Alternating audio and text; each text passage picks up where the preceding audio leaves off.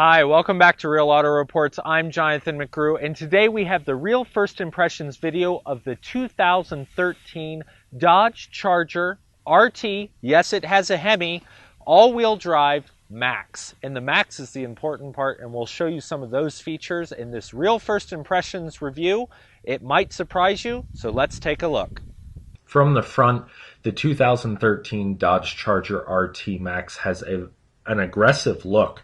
It is all muscle car and all business. Now, when you get the RT Max, what you have is a blacked out grille and the black grille trim with the chrome or brightwork surround. This is special to the RT and the RT Max, and it gives it a formidable look when it comes up behind you. It looks aggressive. It almost looks like it's kind of squinting at you and giving you that kind of face.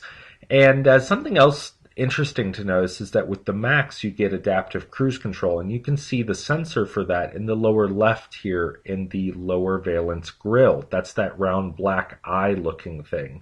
That also helps with the automatic dimming high beams, which is a very interesting feature because it's a resurgent from past vehicles all the way back to the 50s. And then, of course, the fog lights and the HID headlights that are standard on this model.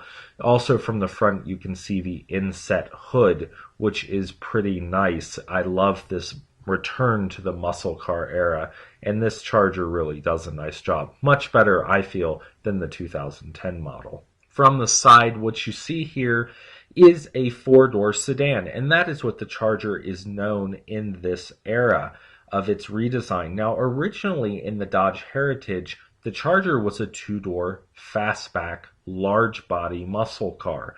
A lot of people still love these cars and collect them. Now, in its redesign and reintroduction into the market, it turned into a four-door. And this time, when it was redesigned for the 2011 model year, and now subsequently in 2013, they've gone back to a more coupe-style roofline, which is that nice sloping back that you can see here from the side. I think the four doors integrate well, and it looks more like a two-door. Also notice this inset in the side of the car that harkens back to those previous generation Mopar muscle cars from the late 60s and early 70s. This is a really lovely design. I think of it as a retro design, but it's one that Dodge has executed this time really well, in my opinion, because it really brings back all the nostalgia while giving the Charger a new lease on life. Now, to be honest, this car should be called a Coronet, because it is a four-door.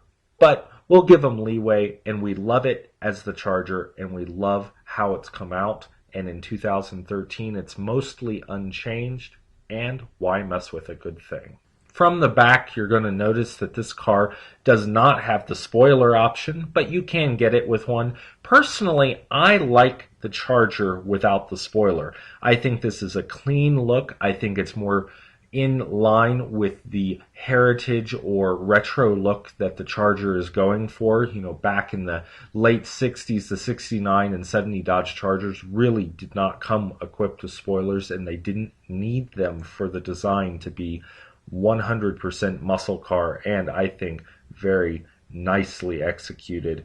This car does have the racetrack lighting in the back, so at night this will light up with 164 LEDs and in that big hoop look that people have come to really talk about and enjoy.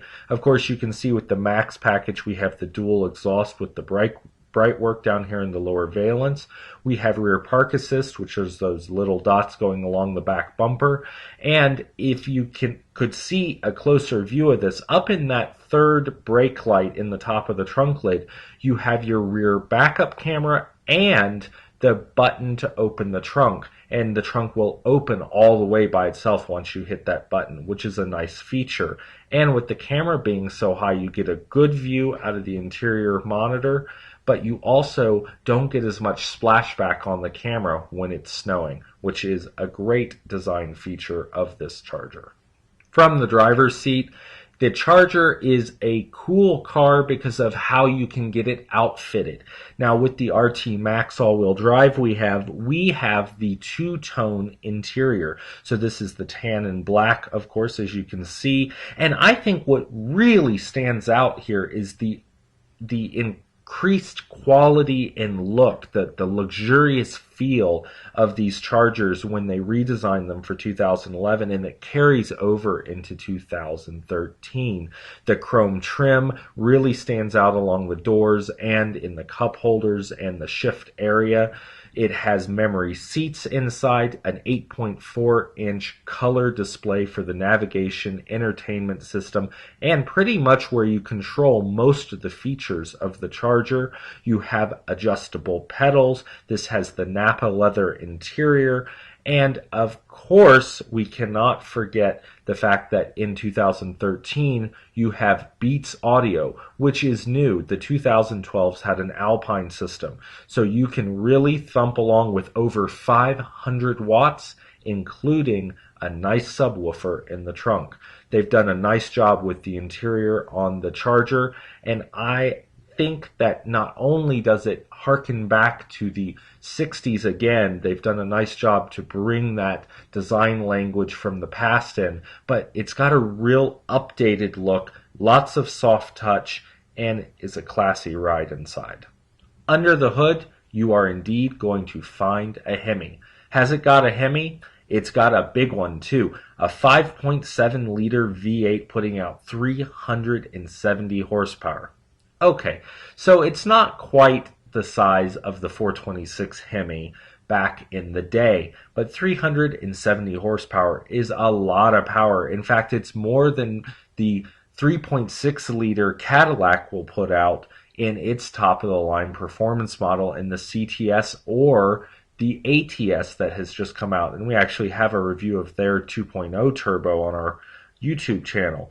But with 370 horsepower in a car that starts at $36,000 for the RT Max and $38,995 for the RT Max all-wheel drive, this car will propel you 0 to 60 in about 5.4, 5.5 seconds, and it'll still get 16 to 25 miles per gallon because of the fuel-saving technology, the 8-cylinder to 4-cylinder collapsible valve technology that this vehicle has. So not only is it a modern HEMI, it's a HEMI that can actually do in-town duty and not cost you a fortune at the pump.